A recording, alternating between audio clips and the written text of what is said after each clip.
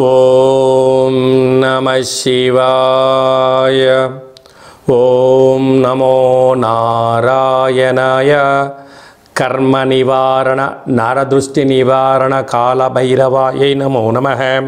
గంగే చ యమునే చైవ కృష్ణా గోదావరి నర్మదే సింధు కావేరి జలేస్మిన్ సన్నిధిం కురు.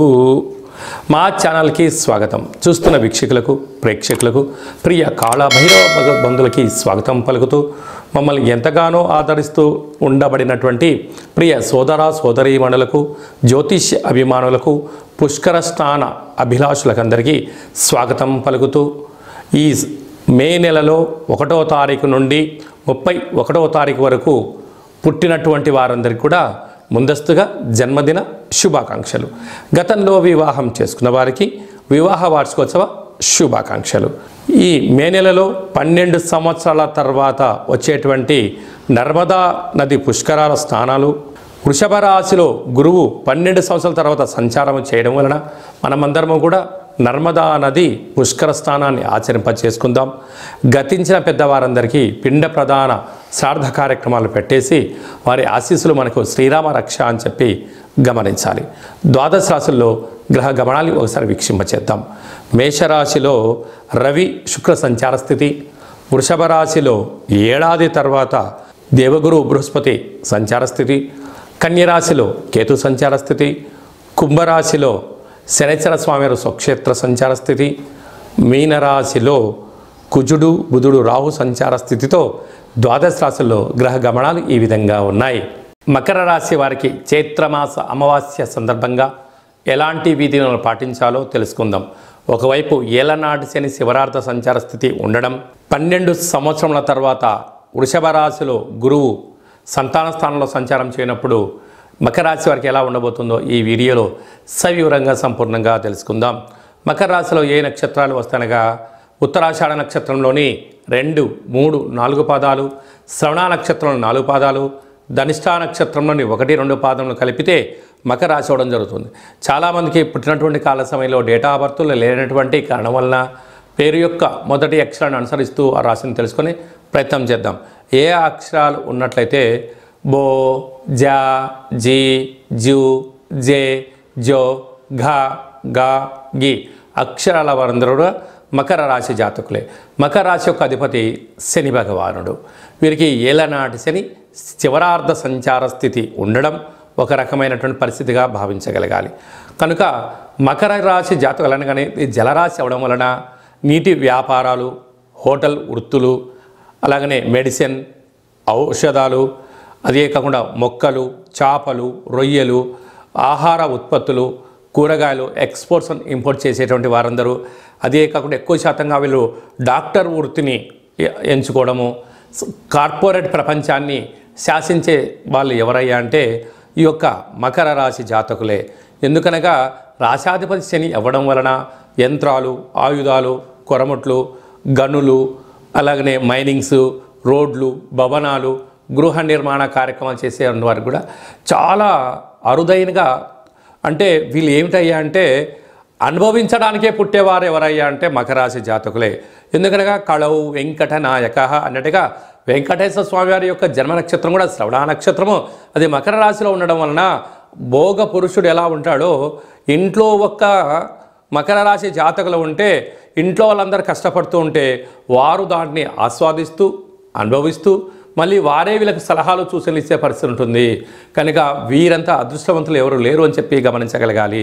కనుక వీరు చదువులలో ఉండడం, అడ్వకేట్స్గా ఉండడం, న్యాయవాదులుగా ఉండడం, ఎక్కడైతే బ్రెయిన్ వర్క్ చేసి డబ్బులు సంపాదించేటువంటి మొదటి వరుసలో ఎవరు ఉంటారయ్యా అంటే మకర రాశి జాతకులే ఉంటారు.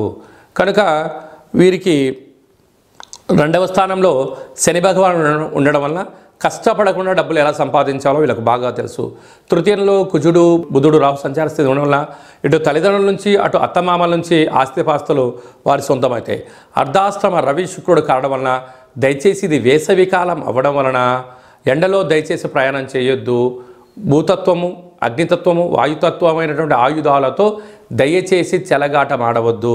సంతాన స్థానంలో గురు సంచార స్థితి ఉండడం వలన నూతనంగా వివాహమైన దంపతులకు పుత్రిక సంతాన యోగము, పిల్లల యొక్క చదువులు, పిల్లల యొక్క అభివృద్ధి, విదేశాలకు వెళ్ళాలి, విదేశీ విద్యను అభ్యసించాలనే కోరిక నెరవేరబోతుందని చెప్పి గమనించాలి.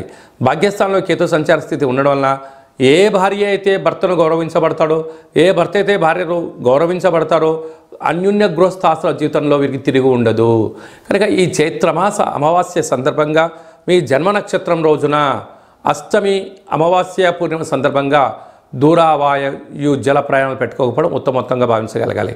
కనుక వీరు ఈ కాళభైరవ స్వామి వారికి పాయసాన్నంతో కూడుకున్నటువంటి అంటే చక్కెర పొంగలిని నైవేద్యంగా ఏర్పాటు చేసి కాళభైరవ భక్తులకి ప్రసాదం దానం చేయడం వలన కర్మ విమోచనమయ్యి వారు ఏదైతే అనుకుంటారో దాన్ని విజయం సాధించడం అవుతుందని చెప్పి గమనించాలి. మే నెలలో ముఖ్యమైన పండుగల గురించి క్లుప్తంగా సవివరంగా సంపూర్ణంగా తెలుసుకుందాం.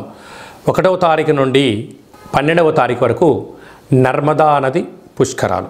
ఈ నర్మదా నది ఎక్కడ పుడుతుందయ్యా అంటే అమర్కంఠ అనే ప్రాంతంలో పుట్టడం, అంటే ఇది మధ్యప్రదేశ్లో ఉండడం, అక్కడి నుంచి సుదీర్ఘమైన ప్రయాణం చేసి ఓంకార క్షేత్రంలో ప్రవహిస్తూ అనేక నదులలో ఉపనదిగా కలిసి ప్రయాణం చేస్తుంది.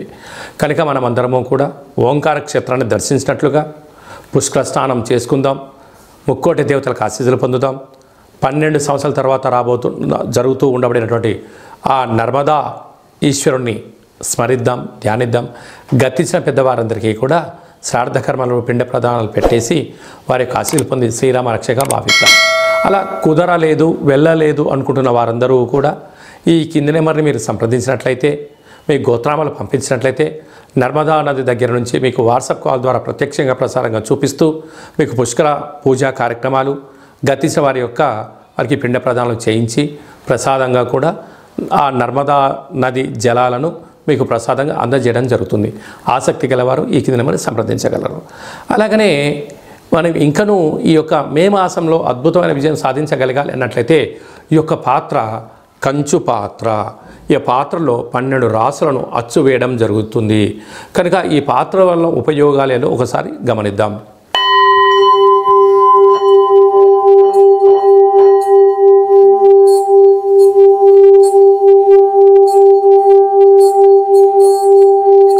ఈ యొక్క శబ్ద తరంగాల వలన ఇంట్లో ఉండబడిన జ్యేష్ఠాదేవి బయటికి వెళ్ళిపోవడం, గ్రామంలో దేశంలో సంచరించేటువంటి మహాలక్ష్మీదేవి అమ్మవారు మన ఇంట్లోకి రావడం జరుగుతుంది.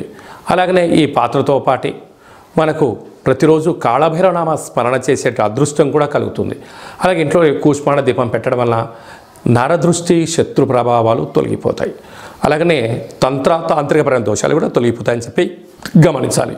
ఈ యొక్క అక్షయ పాత్రతో పాటు కాళభైరవ స్వామికి ఒక పిరమిడు, డాలరు, కంకణము మీకోసం ప్రత్యేకంగా కాళభైరవ హోమం చేయించడం జరుగుతుంది.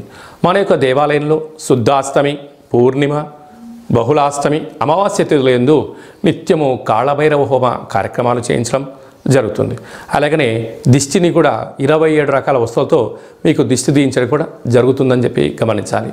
అలాగా శని దోషానికి లగ్నంలో కానీ, రాశిలో కానీ, 4లో కానీ, 8లో కానీ, వ్యయంలో శని సంచార స్థితి ఉన్నప్పుడు శని భగవానికి ప్రతిస్వరూపమైన ఉప్పును తులాభారంగా చేయించి ఆ ఉప్పును నీటిలో పోసి ఆ నీటితో మహాదేవుడికి రుద్రాభిషేకం చేయడం వలన మృత్యు, అపమృత్యు దోషాలు కూడా తొలగిపోతాయని చెప్పి గమనించగలగాలి.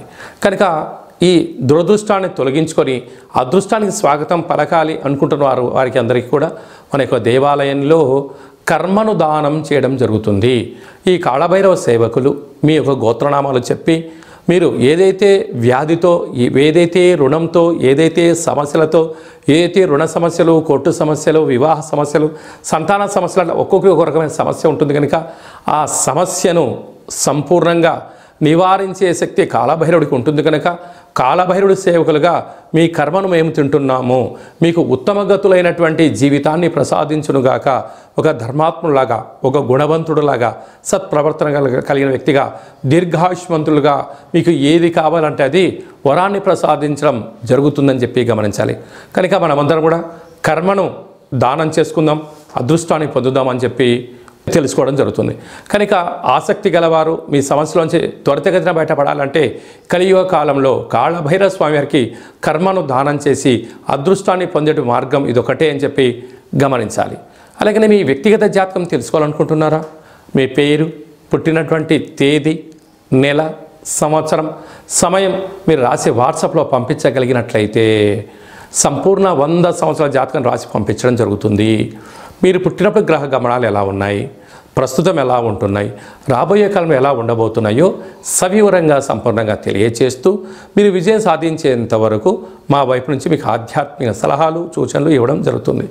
చాలామందికి డేట్ ఆఫ్ బర్త్లు లేనటువంటి వారికి మీ పేరు యొక్క మొదటి అక్షరాన్ని అనుసరిస్తూ ఆ రాశిని తెలియజేస్తూ ప్రస్తుత కాలమాన ప్రకారంగా గ్రహాల యొక్క స్థితిగతిని తెలియజేస్తూ రమణ శాస్త్రం ద్వారా అనగా గవ్వల ద్వారా భూత, భవిష్యత్, వర్తమానాన్ని తెలియజేయడం జరుగుతుంది. కనుక వ్యక్తిగత జాతకం తెలుసుకోవాలి అనుకుంటున్న వారందరూ కూడా ఈ కింది నెంబర్ సంప్రదించి అపాయింట్మెంట్ తీసుకొని సంప్రదించుకొని జ్యోతిష్యం తెలుసుకోగలరు. మన యొక్క కాళభైరవ స్వామి యొక్క దేవాలయంలో ఎవరైతే జ్యోతిష్యం చెప్పించుకుంటారో వారందరికీ కూడా మనము మన యొక్క దేవాలయంలో కాళభైరవ పూజ చేసేటప్పుడు మీ గోత్రనామాలతో పూజ చేసి మీకు వాట్సాప్ కాల్ ద్వారా ప్రత్యక్షంగా చూపిస్తూ అలాగనే మీ పేరు పైన ఒక కాళభైరవ స్వామి యొక్క ముడుపు అలాగనే కూష్మాండ దీపము హోమ కార్యక్రమం చేయించడం జరుగుతుందని చెప్పి గమనించాలి. మీ అబ్బాయి కానీ అమ్మాయికి కానీ ఎంత ప్రయత్నం చేసినా వివాహం అవ్వడం లేదా, ఎందుకు అవ్వట్లేదో తెలుసుకోండి. మీ యొక్క అబ్బాయి యొక్క జాతకంలో కానీ అమ్మాయి యొక్క జాతకంలో యోగాలు ఏమున్నాయి, దోషాలను తెలుసుకొని చేసినట్లయితే వారి యొక్క తొందరగా వివాహం అవ్వడం, అద్భుతమైన విజయాలు మీ సొంతమవుతాయి. అలాగే వివాహమైనటువంటి భార్యాభర్తలు తరచుగా గొడవ పడుతున్నారా, ఎందుకు గొడవ పడుతున్నారో తెలుసుకోండి. భగవంతుడి యొక్క ఆశీస్సులు ఒక ముడుపు కట్టి మీ భార్యాభర్తల జీవితాన్ని సుఖమయం చేసుకోగలరు అని చెప్పి కాళభైరవ స్వామి దేవాలయం నుంచి ఒక చిన్న విన్నపం. అందరికీ శుభం, జయం, లాభం జరగాలని కోరుకుంటూ ఆశీర్వచనం. శతమానం భవతి శతాయు పురుష సతేంద్రియ ఆయుష్యేవేంద్రియే ప్రతిష్టతి ధనం ధాన్యం బహుపుత్రలాభం శత సంవత్సరం దీర్ఘమాయు సర్వే జనా సుఖినో భవంతు లోకా సమస్తా సుఖినో భవంతు. సర్వం కర్మ నివారణ నరదృష్టి నివారణ కాళభైరవ దేవతార్పణమస్తు. ఈ వీడియో మీకు నచ్చినట్టయితే లైక్ చేయండి, షేర్ చేయండి, మా ఛానల్ని సబ్స్క్రైబ్ చేసుకోండి. మేము చేస్తున్న వీడియోలు ఆధ్యాత్మికంగా మీకు ముందస్తుగా తెలుసుకోవాలి అనుకుంటున్నట్టయితే మా ఛానల్ని సబ్స్క్రైబ్ చేసిన తర్వాత గంట సింబల్ ప్రెస్ చేయండి, ఆల్ అన్న బటన్ కూడా ప్రెస్ చేయండి. ఈ యొక్క భక్తి సమాచారాన్ని మీరు ఎవరి క్షేమాన్ని అయితే కోరుకుంటున్నారో లేకపోతే మీ క్షేమాన్ని ఎవరైతే కోరుకుంటున్నారో వారికి కూడా అందజేసి నర్మదా నది పుష్కర భగవంతుడి యొక్క ఆశీస్సులు పొందగలరు.